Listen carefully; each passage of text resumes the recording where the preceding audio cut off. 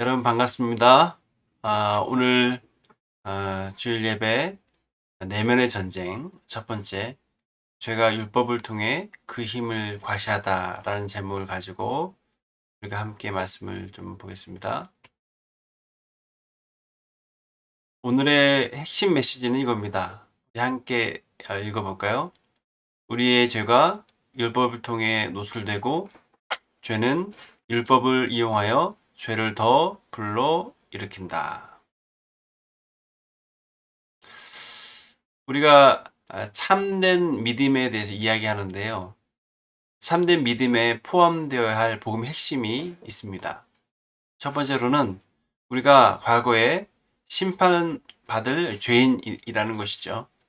나면서부터 죄인인 인간은 죄악에 대해서 정의로운 그런 심판을 받아 마땅합니다. 두 번째로 과거 죄인이었지만 이제 하나님과의 올바른 관계에 있게 된 인간이라는 것이 바로 참된 믿음에 포함돼야 될 복음의 핵심인 것이죠. 왜냐하면 예수님께서 우리 죄를 대표하여서 인간의 죄악에 대한 하나님의 심판을 대신하셨기 때문에 우리가 하나님과의 올바른 관계에 있게 된다라고 하는 거죠. 그래서 율법에 의해서 볼 때는 불의하다라고 그렇게 판단받고 판결받을 수밖에 없지만, 이제 우리를 대신해서 죄와 율법의 대가를 지으신 그리스도 안에서 우리는 구원을 얻을 수 있게 되고 하나님과의 관계가 정상화되는 그런 복을 얻게 된다라고 하는 거죠. 그래서 하나님과 하나님의 이 올바른 그 관계를 우리는 회복되는데, 이것을 이 회복된 것을 우리는 예수님과 연합되고 또 결혼하고 또 하나 되는 그런 새로운 정체성 가운데서 우리가 새 사람으로 살아갈 수 있는 새로운 길이 열렸다라고 할 수 있다라고 하는 것이죠. 우리가 의롭다 하심을 받음이 예수 그리스도와 연합됨 가운데서 가능한 것처럼, 새 사람으로 우리가 변화되는 역시 그리스도와 연합하는 믿음을 가질 때 우리에게 성숙이라고 하는 그런 놀라운 결과로 연결된다라고 하는 것이죠. 이 변화와 성숙을 추구하는 삶, 이것이 로마서 8장에 나와 있는데요. 이것이 한마디로 성령에 이끌려 사는 삶, 성령에 속한 삶이다라고 할 수 있다라고 하는 거죠. 우리가 우리는 지금 바울이 스스로 하는 이 네 가지 질문에 대한 그 대답에 대해서 우리가 살펴보고 있는데요. 바울이 지난번에 6장 1절에 보면 오직 믿음으로 의롭게 된다는 사실이 더욱 죄를 지을 수 있도록 만들지 않는가라고 하는 이런 질문을 했어요. 그에 대해서 어떻게 대답하냐면, 믿음은 그리스도와 함께 세례를 받음으로 죄에 대하여 죽은 자가 되도록 변화시키기에 죄의 영향력에서 벗어나게 되는 것이다 라고 그렇게 답변을 하고 있어요. 그래서 우리가 우리 자신이 죄에 대해서 죽은 자라고 여기고, 어떻게 해요? 여긴다라고 하는 거죠. 그리고 내 지체를, 나의 온 인생을, 나의 손과 발을 의의 무기로 하나님께 드리면 죄가 주장하지 못하게 된다라고 사도 바울은 첫 번째로 말을 하고 있는 거예요. 두 번째 질문이 6장 15절에서 그렇게 제기가 되고 있는데요. 죄 아래 아니라 은혜 아래 있다는 사실은 자유롭게 살며 죄 지을 수 있다는 말인가? 라고 하는 이런 질문 가운데 사도 바울은 어떻게 대답하냐면, 우리 같이 한번 읽어볼까요? 죄의 종에서 하나님의 종으로 변화시키는 것이 믿음이다. 모든 사람은 무엇인가의 종이다. 하지만 예수님을 믿는 은혜를 입은 신자는 내가 누구의 종이 될 것인지 매 순간 믿음으로 선택하는 자유를 얻게 된다. 여러분, 죄의 종은 죄만 지을 수 있어요. 죄가 아닌 것을 지을 그런 자유가 없다라고 하는 거예요. 반면 신자는 이제 율법에 대해서 죽게 되었어요. 왜? 예수 그리스도와 결혼한 자로서, 연합한 자로서, 이렇게 예수 그리스도께서 이 율법을 완성했기 때문에 우리는 율법에 의해서 어떤 율법에 의한 옛 율법에 의한 그런 삶을 살아가는 것이 아니라 새로운 영의 그 법칙인 그리스도에게 속한 자가 되었다라고 하는 것이죠. 이런 이야기를 지난번에 우리 이 7장 앞에서 6장과 7장 그 초반부에서 얘기를 하고 있는데요. 근데 이것 때문에 사람들이 좀 죄와 율법을 동일시하는 오해를 할 수가 있다라고 하는 그런 생각을 했던 것 같아요. 그래서 사도 바울은 죄에 대해서 죽고 율법에 대해서 죽는다라고 하는 이 표현을 통해서 혹시나 죄와 율법을 같은 부류로 같은 레벨로 취급하게 될 그런 오해를 바로잡고자 했던 것이죠. 즉 율법은 선한 것이지만 죄가 율법을 통하여서 사람에게 역사함으로 율법이 죄의 도구로 전락하는 것을 보게 될 것이다 라고 지금 그런 얘기를 하는 거죠. 그래서 오늘 우리의 본문 세 번째 7장 7절에 보면 세 번째 질문이 있어요. 과연 율법이 죄인가? 그것에 대해서 어떻게 대답하냐면 율법이 곧 죄가 되는 것은 아니다. 율법이 불의한 것은 아니다. 율법은 하나님의 백성에게 어떻게 살아갈지 알려주는, 같이 읽어볼까요? 가치 판단의 기준이 되는 선한 것이다 라고 지금 사도 바울은 말을 하고 있는 거예요. 여러분, 율법은 죄를 죄로 깨닫게 하는 역할, 즉 옳고 그름을 판단하게 하는 판단의 근거가 되는 그런 역할을 한다라고 하는 거죠. 무엇이 옳고 무엇이 그른지 판단의 척도가 없던 사람들에게, 그리고 인간들에게 하나님은 판단의 근거로서 율법을 주셨어요. 그래서 하나님의 백성은 율법을 받았는데 이 율법을 받으면 이 판단의 근거를 하나님으로부터 받았기 때문에 하나님답게 살아갈 수 있도록 거룩한 목표를 받은 사람들이 된 거예요. 그러므로 하나님이 주신 율법은 선할 수밖에 없는 거예요. 유대 율법은 어떤 사람들은 이것을 하라와 하지 말라라고 하는 긍정과 부정의 그 계명을 세워봤다고 하는데요. 하라라고 하는 것이 248개, 하지 말라라고 하는 것이 365개 되었다라고 해요. 근데 여기서 하라 또는 하지 말라, 이 개수가 중요한 것이 아니라 중요한 것은 율법의 의도는 무엇을 하든지 하지 말든지 다 누구를 위해서 하는 거예요? 하나님의 영광을 위해서 하는 거예요. 율법은 그 자체가 선한 거예요.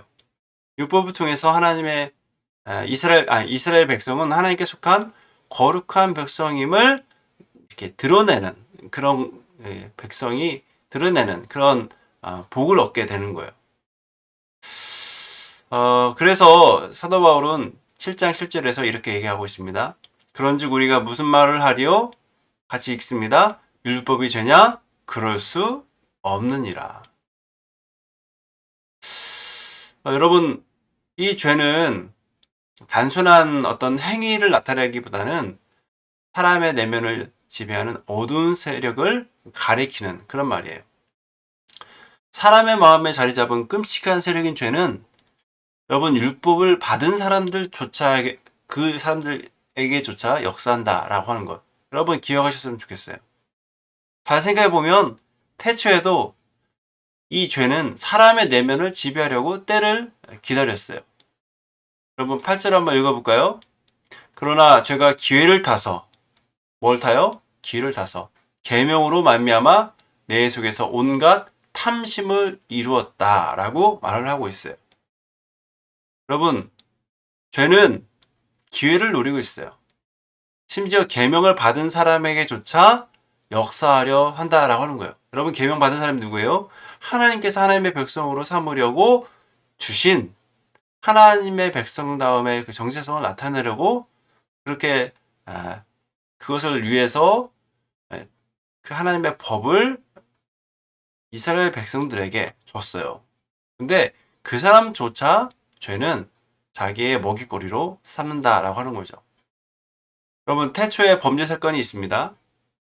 창세기에 보면 이 죄를 뱀으로 비유하는데요. 이 뱀이 인간이 타락하기도 전에 어떤 이 에덴 동산에서 기회를 누리고 있었어요. 하나님께서 아담과 하와를 만드시고 또 문화 명령을 주셔요. 그래서 인간을 하나님의 일을 감당할 수 있도록 하는 동역자로 삼으신 거예요. 그런데 이 하나님께서는 여기 한 가지 금지 명령을 주셔요. 그것이 뭐죠? 바로 선악을 알게 하는 나무의 열매를 먹지 말라. 이 동산나무에 있는 이것이 성경에 나와 있는 최초의 금지 명령이에요. 금지 율법인 것이죠. 최초의 사람 아담과 하와는 처음에는 하나님의 모든 말씀에 순종했어요. 그래서 이름을 짓고 또 경작하면서 문화 명령을 성취하기 시작했어요. 그런데 어느 날 이 뱀이 그에게 찾아와요. 뱀으로 이 비유된 죄가 그 안에 찾아오는 거죠. 그러면서 이렇게 물어봐요. 너희가 지금 모든 것이 가능하냐? 이 에덴 동산 모든 것이 가능하냐? 물어봐요. 그런데 그때 어떻게 대답하냐? 바로 모든 것이 가능하지만 딱 한 가지 금지된 것이 있다라고 하와가 얘기해요. 그것이 뭐예요? 선악을 알게 하는 나무의 열매를 먹지 말라라고 하는 거죠. 이에 대해서 처음에는 하와는 그 금지 명령에 대해서 명확하게 잘 알고 그것을 어기면 안 된다라고 생각을 했어요. 그런데 이 뱀이 이 사탄이 이 선악과를 왜 금했는지에 대해서 그렇게 설명을 뭔가 이렇게 설득을 하고자 해요. 그것은 선악을 분별할 수 있기 때문이야. 그 과일을 먹으면 선악을 분별할 수 있기 때문이야. 그래서 하나님처럼 돼 라고 그렇게 말을 하는 거죠. 그 얘기를 들은 하와의 마음에 탐욕이 생긴 거예요. 어떤 탐욕? 하나님과 같이 되고 싶은 탐욕이 생기게 되는 거죠. 이것이 태초의 범죄 사건 속에 보게 되는 하나님의 금지 명령을 어기는 그런 모습이다라고 하는 것을 우리는 알 수 있어요. 여러분, 창세기 3장 6절 같이 읽어볼까요? 여자가 그 나무를 본즉 먹음직도 하고 보암직도 하고 지혜롭게 할 만큼 탐스럽기도 한 나무인지라 라면서 자기 남편에게 준 거죠. 여러분, 탐심은 하나님의 율법조차 버리게 하는 인간의 마음에 내재하는 아주 끔찍한 정말 인간의 욕망이다라는 사실이에요. 여러분, 이처럼 죄는 하나님의 계명을 틈타서도 역사해요. 얼마나 교묘한지 선한 율법, 선한 백성으로 정체성을 표출하는 도구인 이 율법조차 인간을 유혹하는 도구로 삼고 탐욕을 이루도록 하는 것이다 라고 하는 것을 여러분 기억하셔야 됩니다. 그래서 우리는 내 안에 있는 탐욕이야말로 하나님의 율법조차 우습게 생각하도록 하는 아주 끔찍한 욕망이다라는 사실을 여러분 기억하셨으면 좋겠어요. 다시 돌아와서 사도 바울은 율법이 선하다라고 하는 것을 계속 증명해요. 계속 변론해요. 계명을 지킴으로 하나님의 하나님 되심을 인정하는 삶. 인간에게는 하나님이 부여하신 인간됨을 가지고 살아가는 삶이 지속되는 그리고 계명은 이런 선한 의도 속에 하나님의 살아가는 자에게 주어졌다는 사실을 이제 로마서 전반부에서 얘기하는데 결국 죄와 율법을 동일한 것으로 여기지 말라라고 말을 하는 거죠. 그러면서 12절의 말씀 이렇게 얘기합니다. 같이 읽습니다. 이로보건대 율법은 거룩하고 계명도 거룩하고 의로하며 선하다. 여러분, 율법은요 아주 선합니다. 그 하나님의 선한 의도가 명시된 것이 바로 율법이에요. 반면 죄는 뭐예요? 인간을 죽음으로 이끄는 근본적인 세력이라는 사실이에요. 문제는 이 마귀적이고 사탄적인 세력을 소유한 죄인 거예요. 율법이 문제가 아니라 죄가 문제인 거예요. 우리가 그동안 계속 살펴보는 것처럼 죄가 선한 계명을 이용해서 인간을 죽게 만드는 거예요. 죄라는 것은 언제나 선을 왜곡시키고 그것의 원래 의도와는 정반대의 결과를 낳게 하는 거예요. 그 결과 죄의 정체가 결국은 율법을 통해서 드러나게 되는 거예요. 그 율법의 그 죄의 정체가 뭐예요? 하나님과 적대적이다 하는 거죠. 그리고 사람을 하나님으로부터 멀게 만들게 하는 것이 뭐예요? 죄예요. 거룩한 백성과는 거리가 멀게 하도록 만드는 것. 그것이 죄라 하는 거예요. 그러니까 죄는 마귀적이고 사탄적이고 탐욕적이다라고 하는 사실이에요. 그러면서 이제 우리가 오늘 본문 마지막 말씀, 선한 율법이 당신에게 사망이 되느냐라고 물을 때 사도 바울은 이 내용을 통해서 13절을 통해서 이렇게 얘기합니다. 같이 읽습니다. 그런즉 선한 것이 내게 사망이 되었느냐? 그럴 수 없느니라. 오직 죄가 죄로 드러나기 위하여 선한 그로서 말미암아 나를 죽게 만들었으니 이는 계명으로 말미암아 죄로 심히 죄되게 하려 함이라. 여러분, 선한 율법이 내게 직접적으로 사망을 초래하는 것이 아니에요. 죄는 율법조차 도구로 삼아서 우리 안에 있는 탐욕을 통해서 심각한 죄에 사로잡히게 만드는 거예요. 그러니까 직접적으로 우리에게 사망을 일으키는 것은 뭐예요? 죄다라고 하는 거예요. 말씀 좀 정리할게요. 바울은 율법의 선함을 변호를 하고 있어요. 하지만 그 율법조차 죄의 도구로 만드는 죄의 파괴력을 사실 이 내용을 통해서 우리는 볼 수 있다라고 하는 거예요. 여러분, 이렇게 죄는 아주 강교해요. 여러분, 죄는 아주 유혹적이에요. 파급력이 또 대단해요. 여러분, 죄의 세력을 결코 우습게 생각하면 안 돼요. 여러분, 죄의 결과 태초 사람이 하나님이 만드신 에덴 동산에서 어떻게 됐습니까? 쫓겨났어요. 그리고 우리가 싫어하는 그 고통과 동행하는 인생으로 인생의 어떻게 보면 시작점이 된다라고 하는 거죠. 그러므로 오늘 말씀을 우리 좀 기억하면서 우리 분명하게 기억했으면 좋겠어요. 죄에 대해서는 절대로 가볍게 생각하지 말기를 바라요. 그리고 죄에 대해서는 어떤 면이라도 관대하면 안 돼요. 여러분, 사람의 실수에 대해서는 관대해야 돼요. 사람의 실수에 대해서는 분명히 관대해야 돼요. 관용해야 돼요. 하지만 내 안에 있는 죄에 대해서는 절대로 관용하면 안 됩니다. 특별히 죄는 강교해요. 유혹적이에요. 자기의 죄를 로맨스로 유장해요. 내가 한 것은 괜찮다라고 그렇게 너무 관대해요. 여러분, 그러면 안 됩니다. 그것은 하나님께서 기뻐하시는 것이 아니에요.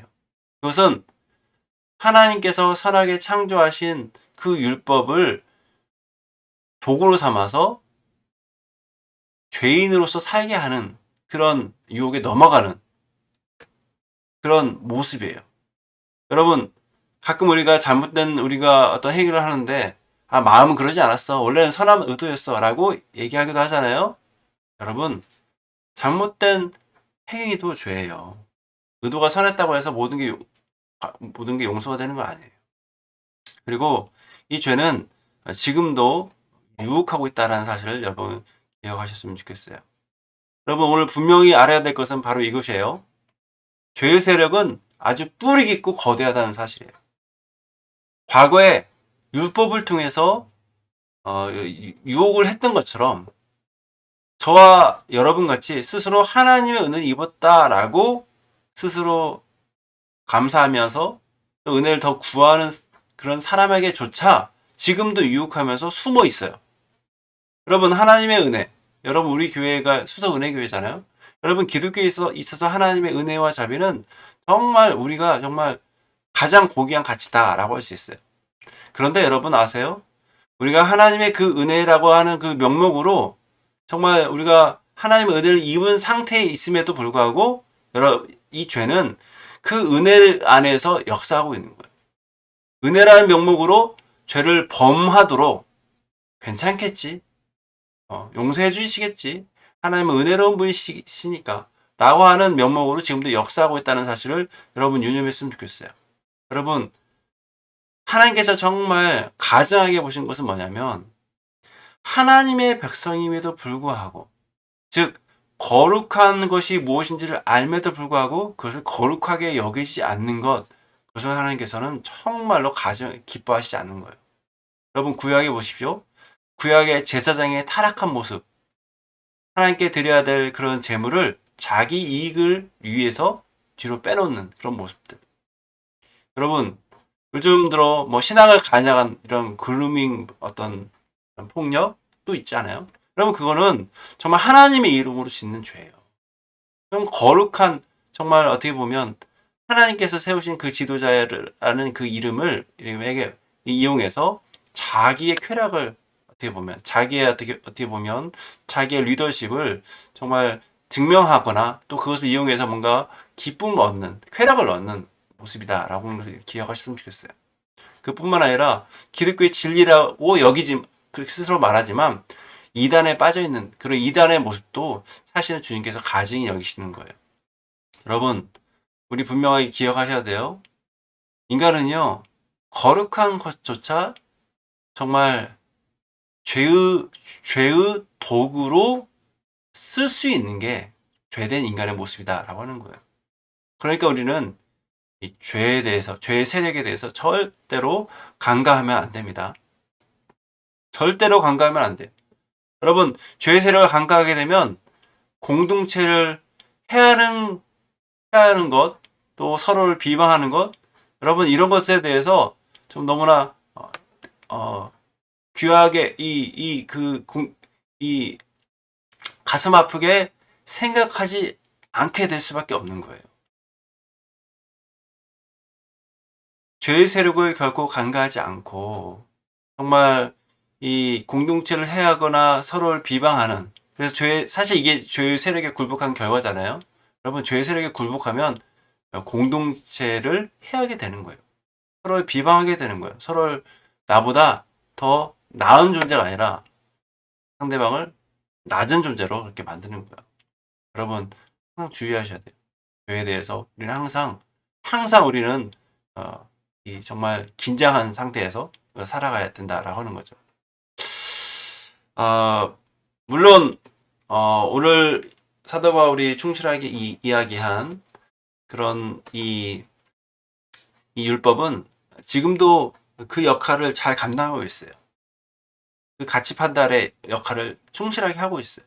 그래서 율법을 통해서 옳고 그름을 알고 자기의 죄됨을 깨달아서 그리스도로 그리고 참된 회개로 이끄는 그 역할을 지금도 잘 감당하고 있어요. 여러분 오늘 우리는 계명, 율법의 선함에 대해서 살펴봤어요. 근데 아주 중요하게 우리가 분명하게 짚어야 될 핵심은 율법의 선함도 참 중요하지만 그 선한 것조차 죄에게 넘겨주면 악한 것으로 치부될 수 있다라고 하는 거예요. 여러분 교회 얼마나 귀한 곳입니까? 하나님의 교회 아름다운 곳이잖아요. 근데 교회를 이용하면 자기 유익을 위해서 교회를 이용하면 그 교회가 그 아름다움이 아니라 사악한 교회로 그렇게 세상 사람들에게 비춰주는 거예요. 교회에 어떤 직분을 받거나 교회에 어떤 리더가 되면 그것을 하나님의 영광을 위해서 잘 사용하면 좋지만 그것을 통해서 죄의 유혹에 넘어가서 그것을 통해서 뭔가 자기 이익을 추구한다면 그것은 정말 그 거룩한 것을 정말 자기 거룩한 것을 거룩하지 않게 여기는 그런 정말 죄악을 범하는 것이다 라고 하는 거죠. 여러분 이것을 분명하게 기억하시고 항상 죄에 대해서 정말 경각심을 가지고 살아가는 저와 여러분 되었으면 좋겠어요. 오늘 말씀을 마무리하면서 이 율법은 가치 판단의 역할을 한다고 했잖아요. 그래서 우리가 신약성경을 많이 보는데 우리가 신약성경만이 아닌 이 율법이 참 많이 들어있는 하지 말라고 하는 그런 어떻게 보면 좀 딱딱해 보이는 그런 내용들이 많이 있는 구약성경도 그래서 우리가 묵상해야 돼요. 왜냐하면 이 구약성경에 보면 하지 말라는 것을 통해서 우리의 지금 하고 있는 그런 판단이 제대로 된 것인지를 계속 돌아볼 수 있기 때문이에요. 그래서 우리는 신약 성경도 보고 구약 성경도 보고 또 정말 균형 있는 그런 신앙생활을 해야 될 그런 어떻게 보면 분명한 목표를 가지고 성경을 충실히 그렇게 읽어나가는 저와 여러분 되었으면 좋겠어요. 오늘 좀 길었지만 이 말씀을 통해서 가장 중요한 그 핵심을 여러분 붙잡고 우리가 나아갔으면 참 좋겠습니다. 우리 마지막으로 우리 제목 오늘 설교의 제목 읽고 마치도록 하겠습니다. 죄가 율법을 통해 그 힘을 과시하다. 네.